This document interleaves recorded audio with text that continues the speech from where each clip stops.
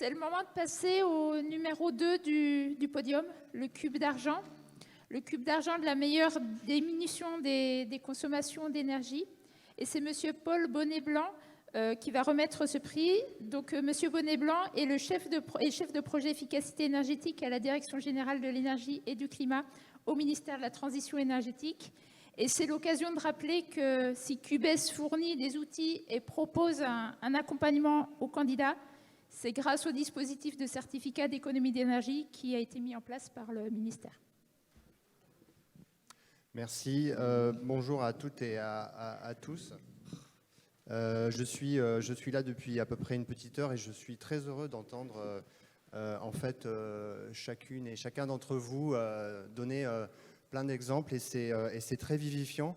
Donc moi, chef de projet sobriété énergétique au sein de la Direction générale énergie-climat du ministère de la Transition énergétique.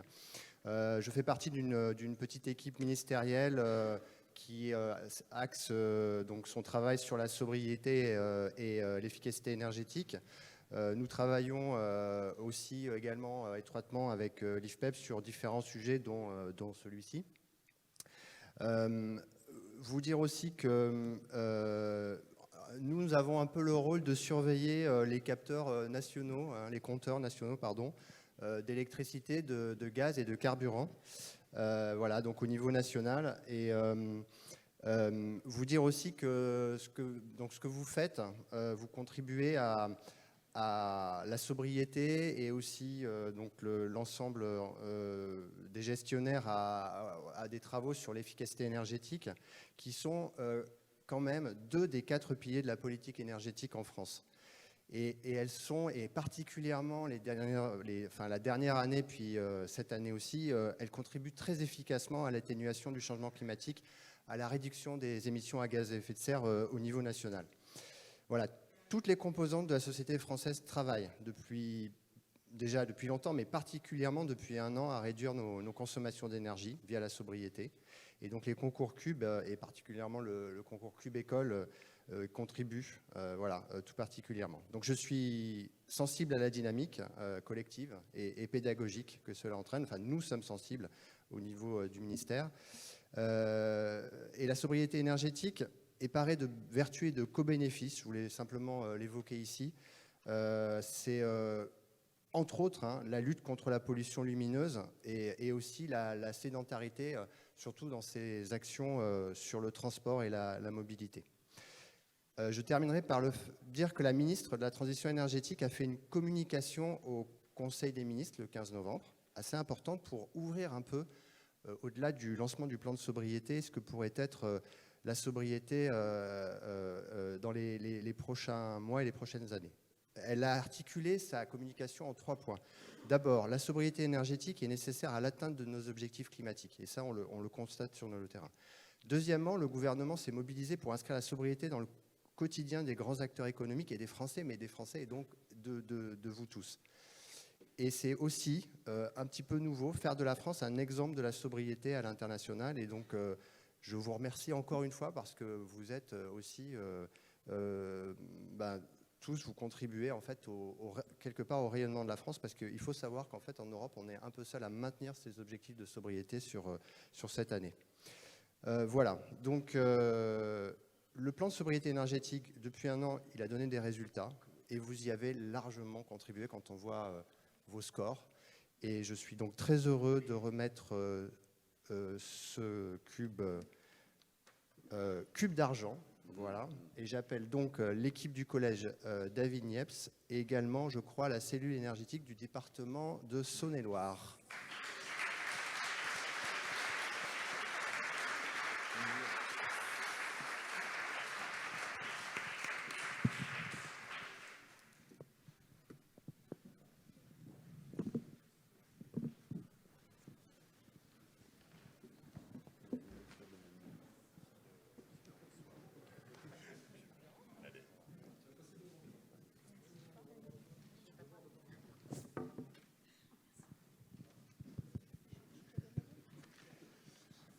Bien, bonjour à tous. Alors moi je suis vraiment extrêmement fier d'être ici parmi vous tous avec cette formidable équipe à la tête de ce formidable établissement. Donc, je suis le principal du collège David Niepce à Seynes-et-le-Grand en Saône-et-Loire. Donc la Saône-et-Loire à nouveau mise à l'honneur, j'en suis vraiment très fier. Donc moi qui suis un bourguignon d'adoption, puisque je suis arrivé dans cette belle région il y a juste quelques années en arrivant de l'Académie de Lille. Je sais que l'Académie de Lille a été aussi fortement impliquée dans ce challenge CUBES. Donc vraiment extrêmement fier. Et donc là, l'équipe qui est présente aujourd'hui représente vraiment cette belle dynamique qui a été créée au sein du collège. De façon générale, donc c'est un établissement qui, de par ses personnels, ses élèves, tous ces personnels, les personnels enseignants, mais pas seulement, l'ensemble des personnels est toujours rempli d'énergie et de bonnes initiatives lorsqu'il s'agit de mener des projets. Et je repense à ce qui était dit tout à l'heure, au centre desquels on va retrouver les élèves, les mettre en action et pour pouvoir justement travailler de formidables thématiques comme celle du développement durable. Le collège David Niepce était déjà engagé dans une politique de développement durable lorsque moi j'y suis arrivé, donc, puisque c'est un établissement qui est labellisé E3D, donc nous en sommes très fiers aussi. Et puis voilà, l'an dernier, en début d'année, moi j'abordais ma deuxième année de direction dans cet établissement, et puis le département a pris contact avec moi en me proposant de rejoindre la grappe donc de Saône-et-Loire. Je me posais un peu la question, mais pas très longtemps, parce qu'en fait, les équipes se reformaient l'an dernier en début d'année. Je savais que je pouvais compter sur des enseignants actifs et des élèves dynamiques. L'équipe se reformait avec un nouvel agent de maintenance qui arrivait dans l'établissement, qui découvrait l'établissement, donc Guillaume Charita, voilà, qui a réalisé un travail extraordinaire, vraiment, au milieu de tous. Une nouvelle équipe également, une nouvelle adjointe gestionnaire, je dirais même 2 adjointes gestionnaires l'an dernier qui se sont partagé le travail et l'année. Donc Fabienne Derago ici présente et Nadège Go qui l'avait l'an dernier secondé dans ses missions. Et puis voilà, donc on n'a pas eu peur, on est parti dans le challenge, on a été formidablement accompagné par le CEREMA, par le département, et voilà, donc on est très très très heureux. Donc je laisse la parole à l'enseignante qui a beaucoup travaillé avec les élèves. Donc Claire Chartier, je suis l'enseignante de sciences physiques. Quand on s'est lancé dans le projet, je pense que j'étais vraiment très loin d'imaginer qu'on serait ici aujourd'hui. Donc je remercie vraiment les élèves qui nous ont suivis. Mon objectif était vraiment de sensibiliser les élèves, les adultes de l'établissement, les familles, parce que les familles se sont vraiment engagées. Je pense notamment à l'application énergique qui a bien fonctionné aussi auprès des familles. Donc l'idée c'était de sensibiliser et quand je vois qu'encore cette année, on vient me voir dans ma salle en me disant Madame, il fait un peu chaud dans telle salle ou il y a les lumières allumées dans le couloir, il faudrait peut-être regarder. Et je pense que l'objectif a été atteint. Donc c'est vraiment très très chouette. On était donc une grappe de 5 établissements dans le département.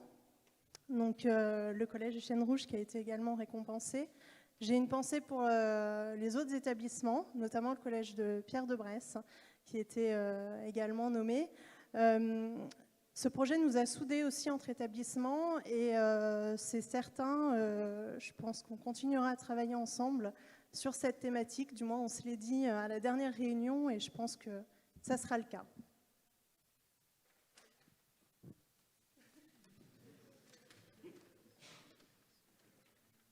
Une journée de lancement a été établie par les 5e en passant dans les classes pour désensibiliser les élèves de la 6e à la 5e. Moi, c'est principalement la partie énergique. Du côté de ma famille, ça s'est beaucoup intéressé sur l'application. Il y avait une petite compétition qui commençait à se créer. Donc voilà. Nous, c'était plutôt vers les portes ouvertes où on avait fait un stand pour sensibiliser les personnes, pour qu'ils donnent des idées. Et on avait fait aussi une journée du pull chaud. Donc voilà.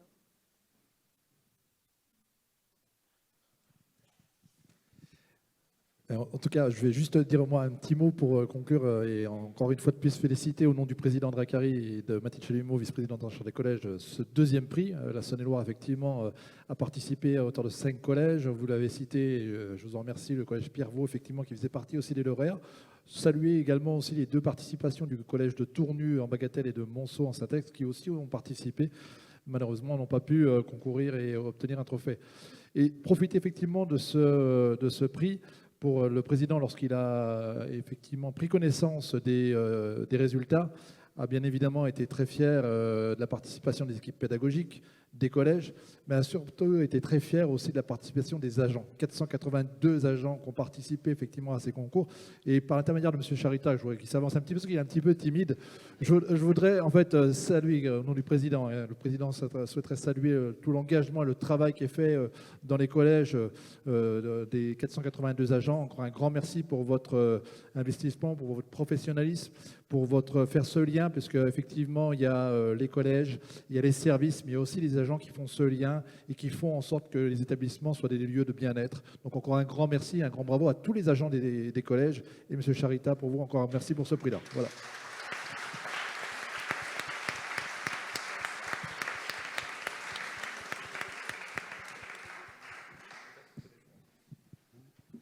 Merci à tous.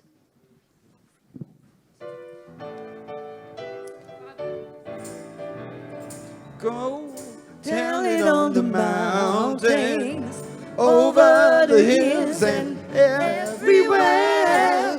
Go tell it on the mountains that Jesus Christ is born. One more time I said it, go tell it on the mountains, over the hills and everywhere. Go tell it on the mountains that Jesus Christ is born. That Jesus Christ is born.